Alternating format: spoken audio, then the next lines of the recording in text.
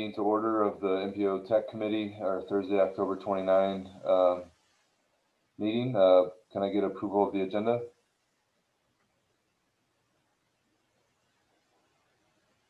Sturm, so moved. Second, Huesman. All right, I have a motion and a second. Any further discussion? Is there anybody that's opposed to approval of the agenda? If not, we'll consider it approved. With that, we'll move on to the approval of the meeting minutes of the October 1, 2020 meeting.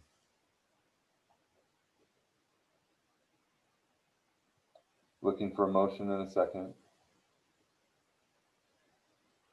I'll motion to approve the minutes. Huesman.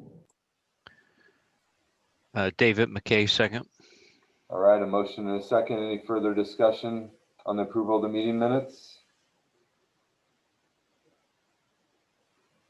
Anyone opposed to approval of the meeting minutes? All right, with that, we'll consider the meeting minutes approved. Next up is a report and vote on the calendar year 2021 meeting dates.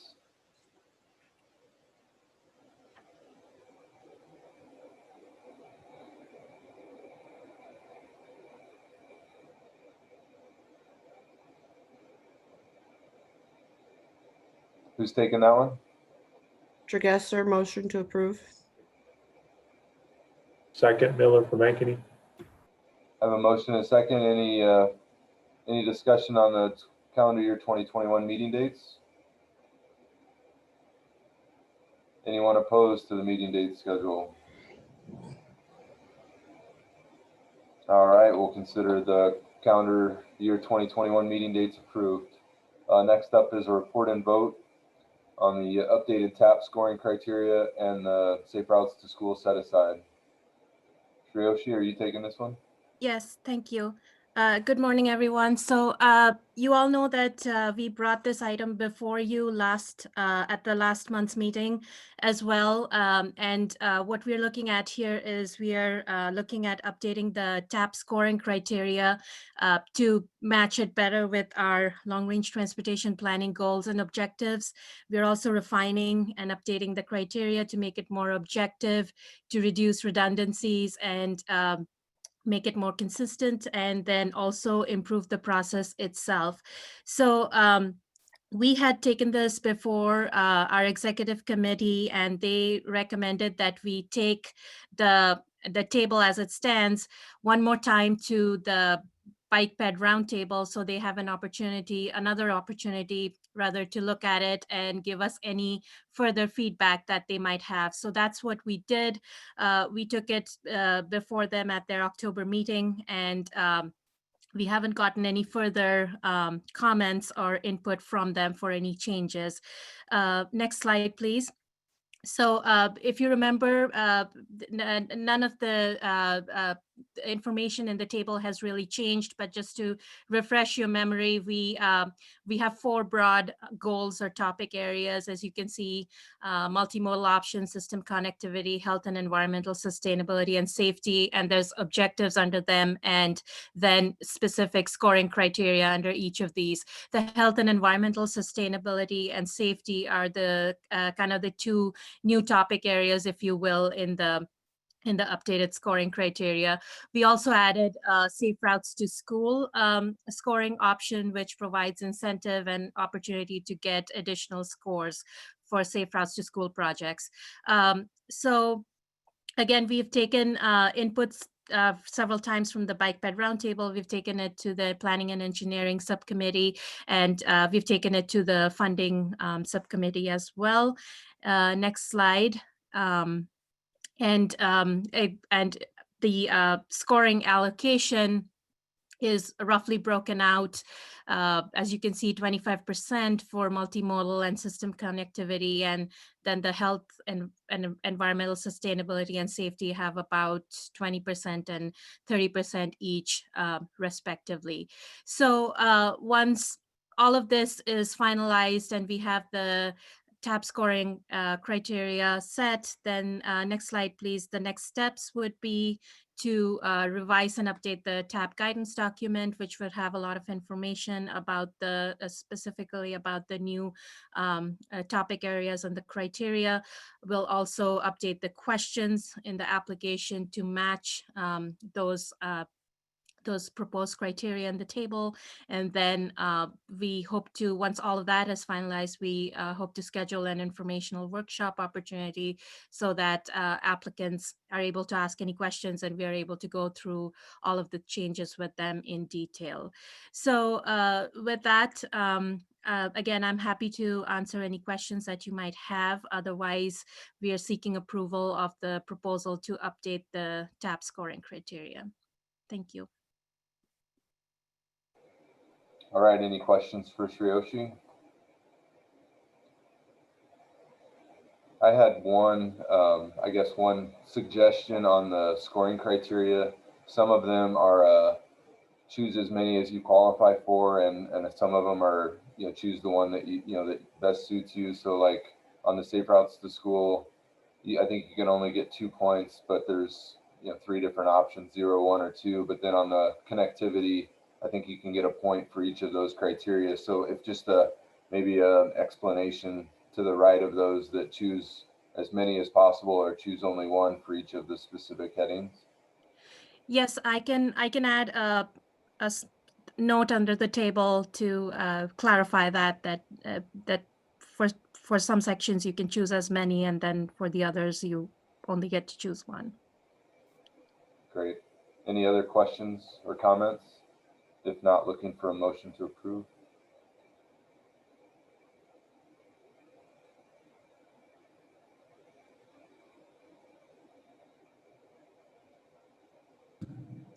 Shiroshi, this is John Dostard. I have one other question on the environmental justice. Mhm. How many categories of the 7 environmental justice criteria do you have to be in an environmental justice area?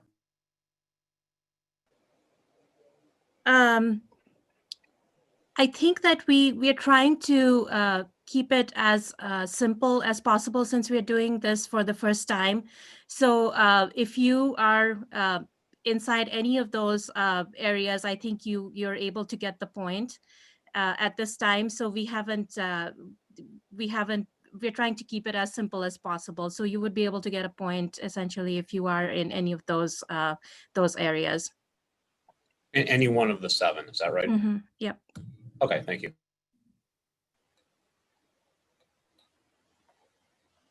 Dragesser, move approval.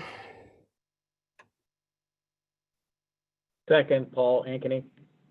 All right, we have a motion and a second. Any further discussion?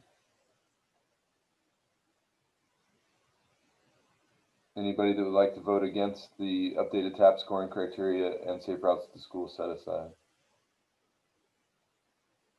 If not, we'll consider that item approved. Next up is a report and vote on the safe routes to school category for TAP funding. Shreyoshi, you taking this as well? Yes. So if we could move on to the next slide.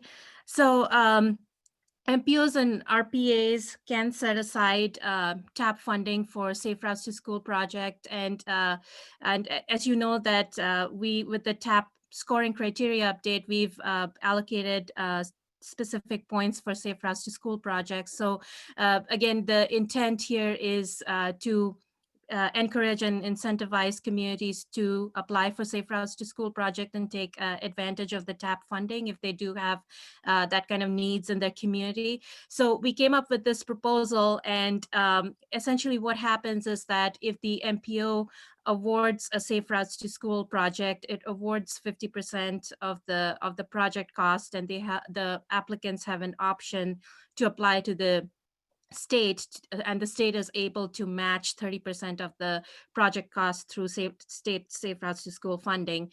So once the projects are funded by the MPO, they are required to apply to the state, and then they are awarded by the state. And once they are awarded, they are to be let by the next fiscal year. So with that in mind, the MPO presented this proposal to the funding subcommittee, and they recommended that for the next funding cycle, we consider a 20% set aside of the TAP funding for Safe Routes to School projects. And if for some reason we do not receive any Safe Routes applications, or the funding subcommittee decides not to fund any, then we don't lose that money. That money just simply rolls into the general TAP fund and can be allocated towards the other TAP projects that are getting funded. So we are recommending a 20% set aside of the TAP funding for Safe Routes to School projects. And if you have any question about this proposal, I'll be happy to answer at this time. Otherwise, we are also seeking an approval of this item. Thank you. Any questions for Sriyoshi? Yeah, this is Paul from Ankeny. I got a quick question.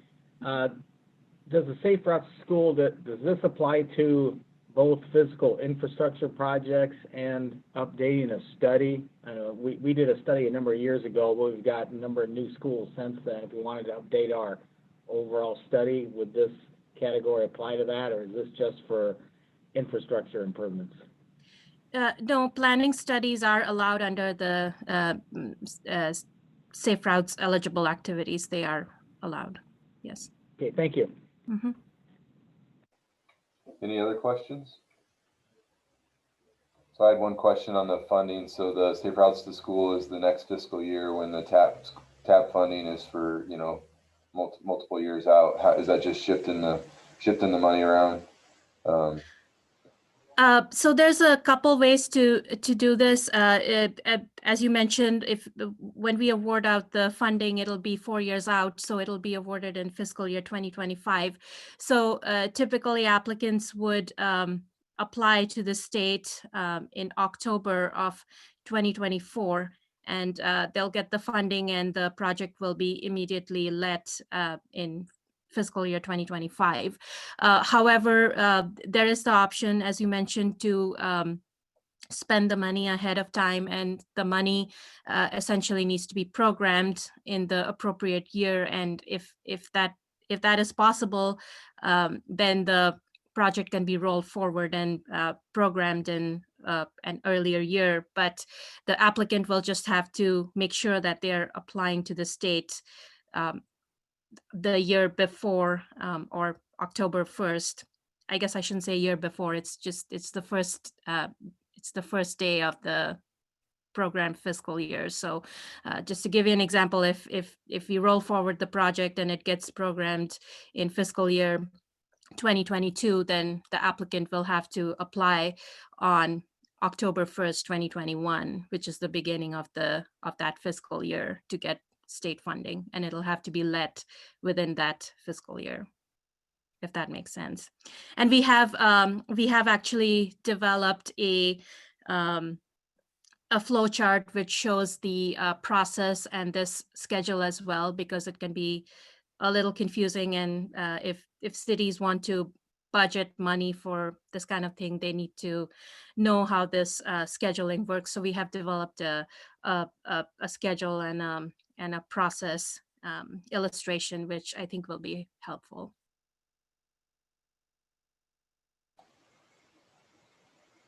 All right, thanks. Anything else for that? If not, looking for a motion.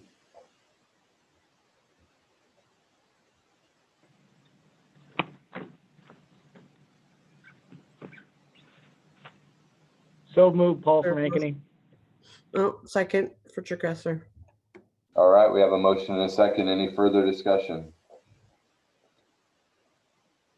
Anybody that would like to vote against the motion?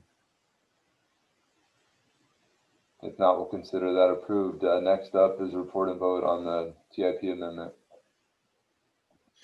Thank you. That's me again. We have received a TIP amendment request from the Iowa DOT, and the project is the US 6 project from Hickman to Douglas Avenue.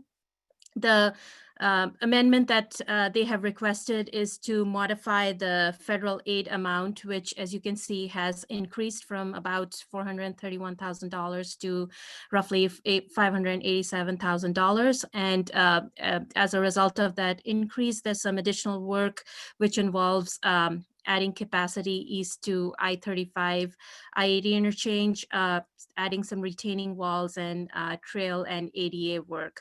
The funding is through the NHPP program, and the total cost of the project is $734,000. Other than that, there are no other modifications to the project. We are in support of this TIP amendment request, and with that, I'll be happy to answer any questions. Otherwise, we are seeking an approval of the amendment. Thank you. Any questions for Sriyoshi on the TIP amendment? If not, looking for a motion in a second.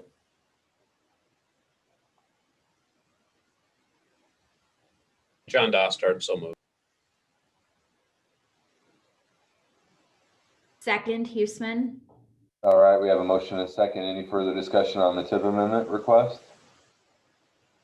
Anybody opposed to the amendment request?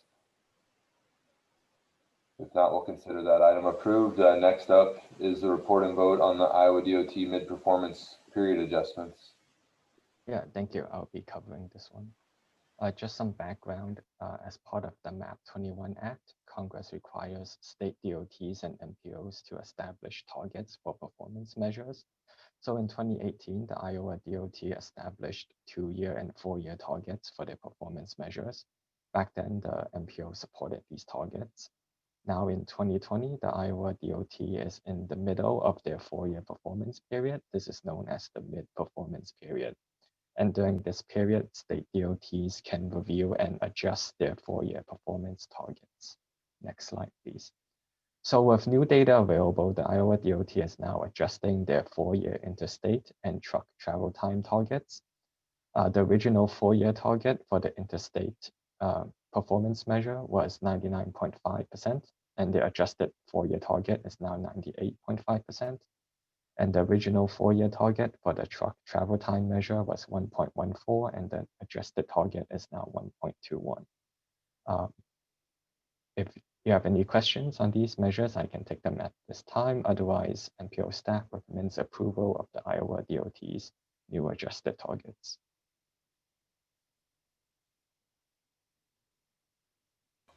All right, any questions for Z?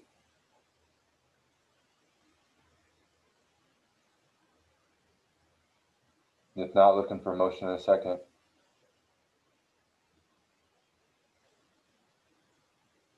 I'll move, neighbor.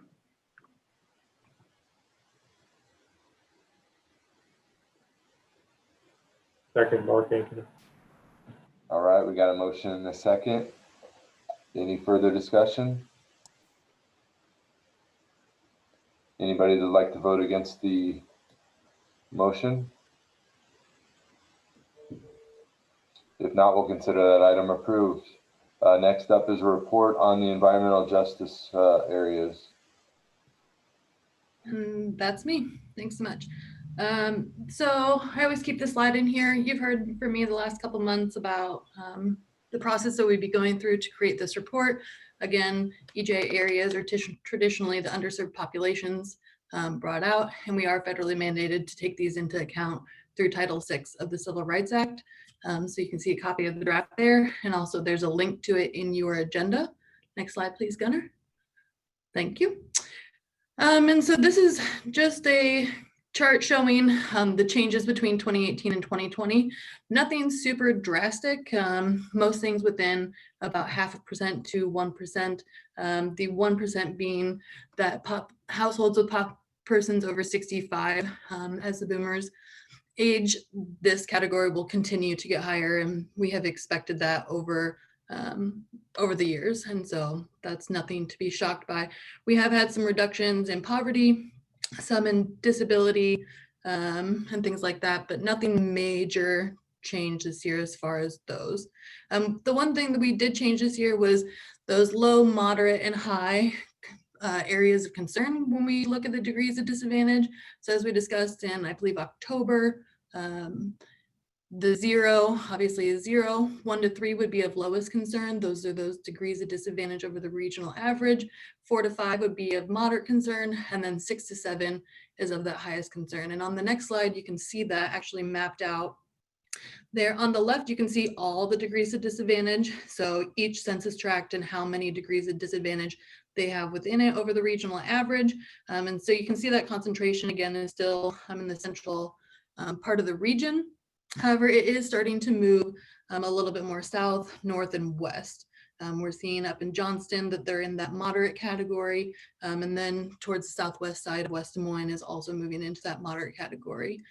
And so we wanted to bring this before you. You've heard from me before, so about the methodology. And so this is the final map there on the right that would be considered for things like the TAP scoring. And so this is before you today. I'm happy to take any feedback and any questions at this time.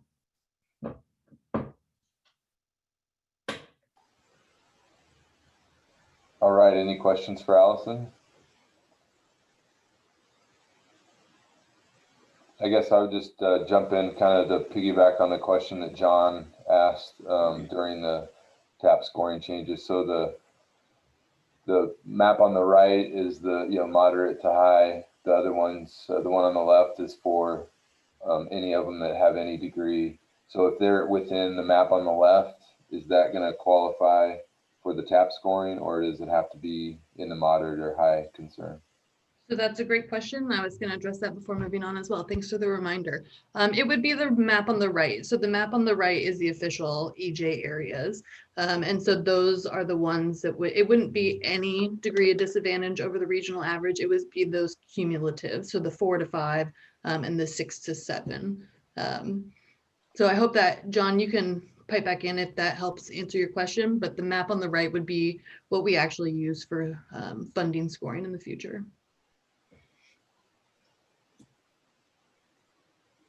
Thanks. That does answer my question. Great. I guess I'll just piggyback on that a little bit then. For the scoring, there's 1 point if it's going to benefit an environmental justice area. So you would have to just show how your proposal is going to benefit one of those areas in the map on the right, and you get the 2 points if you're actually physically within one of those areas. Is that the thought process on that scoring? Yeah, that's, to my recollection, that is. We just want to make sure, before it was whether or not you were in an EJ area, and we didn't really have a good mechanism to decide if it would impact positively or negatively impact that area. If we're running another interstate through, that would negatively. And so we're taking that more into consideration in a more subjective manner.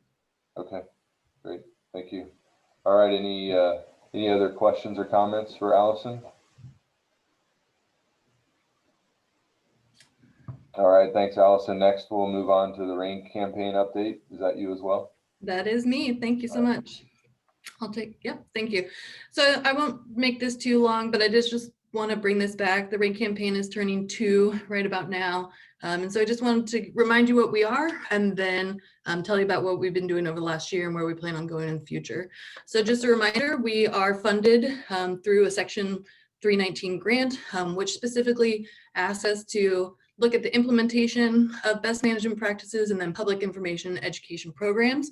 And so out of that came the rain campaign, and with conversations with city staff across the metro, we decided to focus in on promoting the cost share programs and practices that are already out there. And at first we took a real deep dive into soil quality restoration, and through the evolution of the program, that's changed a little bit, but that's where we started. Next slide. So pre-COVID, you'll remember that we had this art there on the top right. The program was supposed to be originally that we were equipping city staff to be able to promote these programs and to talk to people when they called in about the programs. And as we kept moving along, we found the city staff obviously are already busy enough. So how can we better equip people? And so we created the sheet that's on the left. It's just a flow chart of if you're in this city, this is what you can apply for, and this is the process, contact people and whatnot. And we tried to stick to those goals there on the left as well. Help the cities have successful programs, have a marketing tools and communities to use, and pique the public's interest through a number of ways. Unfortunately, in 2019, it was a soggy fall when we got the art officially, and even when delivering all the things, we kept getting rained out. So the rain campaign art, oddly enough, was rained out on multiple occasions, but even still, through our promotions, through providing the cities with social media things and other items like that, we were able to meet our goal of 50 and actually installed 51 in that extra wet fall last year. Next slide. So then this year we started off the year by starting a website. So we found that directing people to the 19 different websites and programs across the metro was just a little too much for people to handle. And so we created a hub, raincampaign.org. If you haven't checked it out, by all means, please do. It's very visually appealing and has a lot of information in there.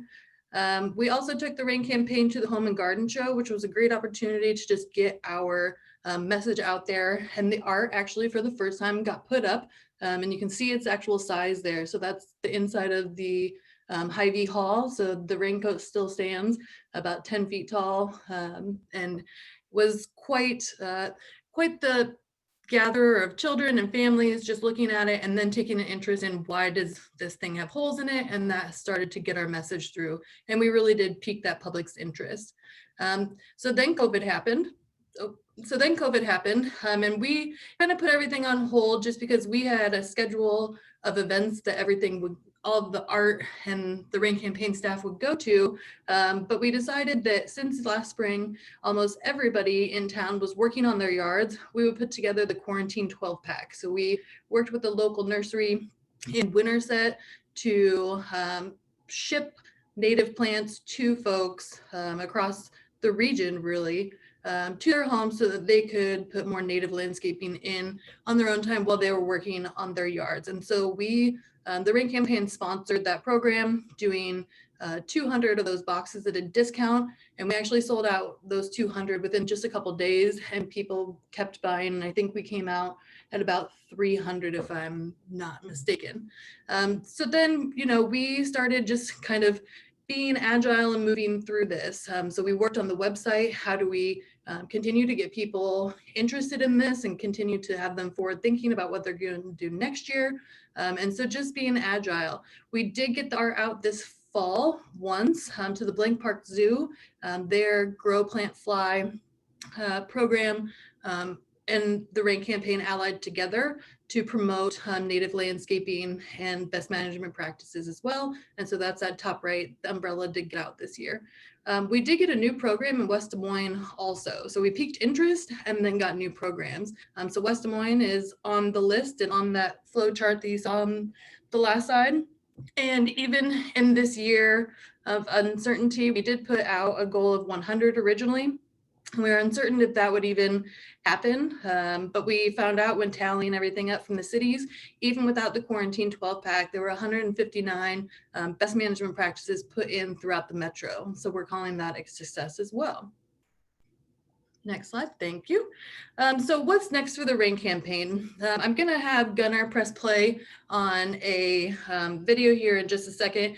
And these are one of those things that kept, since the rain campaign isn't tied to any certain program, it was able to keep us flexible. And so we've been testing out materials like the thing on that we're about to show you to see how it reacts with the public and see how we can get it out there. So it'll just be 1 minute. Hopefully you enjoy it. Gunnar, you can press play whenever you're ready.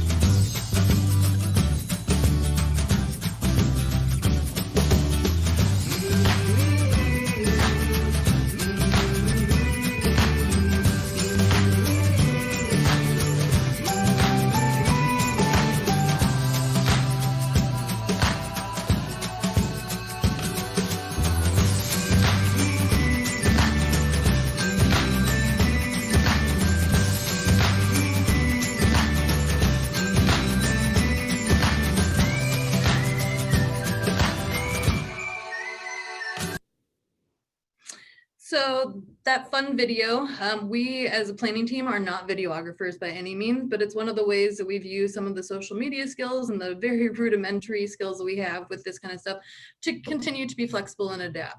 And this has been pretty popular on our website, and it's up there and able to be shared by any of the communities as they wish on their social media as well. So what's next for the rain campaign? Well, we're at the 2-year mark.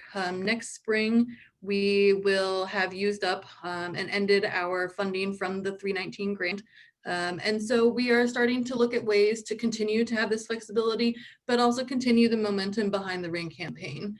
So we still are planning having some soil quality restoration giveaways with the cities and with just the rain campaign doing it. We are planning more trainings and outreach. These have been pretty successful in the past. Upcoming is a rain garden train with a virtual tour, both for city staff and for contractors, as we know that, the contractors are still coming online and learning how to do these practices efficiently and correctly. And so continuing that education for them. And we've also had interest from outside the metro. Recently, we talked with the city of Cedar Rapids. The city of Ames is interested, and we've had interest from residents from all around the state of Iowa as the rain campaign keeps getting out there. And the original goal behind the 319 grant is to create a pilot program that can be replicated. And so we think that this is happening right now. And so we're starting to expand that reach as well. And so in the next couple of weeks, the reason I bring this to you is we'll be re-engaging with city staff for input on what they'd like to see out of the rain campaign as it goes further and kind of moves out on its own. This has been brought to the watershed management authorities last month, I guess it's this month since it's still October. And so things like sustainable funding models, do we want to have some pot of money that helps us put these pieces on the ground or add pieces to our already large box of marketing tools? We've also been having discussions about recurring plant sales since the quarantine 12-pack went over so well. So these are just things that we'd like the city staff to start thinking about. John Swanson and myself will be pulling people together, hopefully before Thanksgiving, to have this discussion. So then the rain campaign planning team could put our 2021 schedule together, and hopefully it actually sticks next time. So with that, that's just the update that we wanted to provide you. I'd be happy to take any questions if you have them at this time. Thank you, Allison. Any questions for her?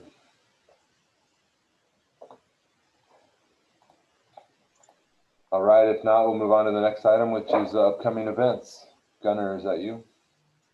It is nothing to report. However, we had a lot going on the last couple of months, but not a whole lot coming up in the near term. So you can catch up on your speaker series videos if you'd like. All right, thanks, Gunnar. Next up, any other non-action items of interest to the committee?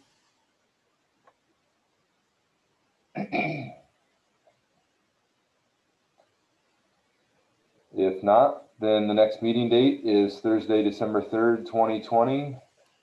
And with that, we are adjourned. Thank you, everyone. Thank you.